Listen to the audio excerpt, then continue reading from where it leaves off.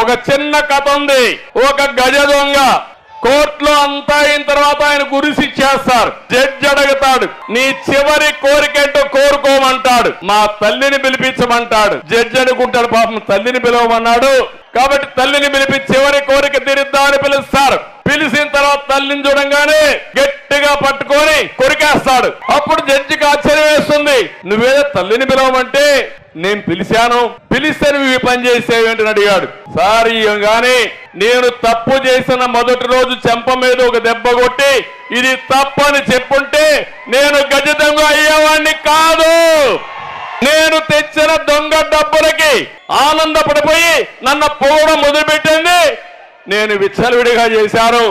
నా తప్పు చేసింది నా తప్పు కాదు, నా తల్లి ప్రోత్సహించింది కాబట్టి ఆవిడే నేరానికి కారణం అన్నాడు. తప్పులు చేసింది మీరు, తప్పులు చేయించింది మీరు.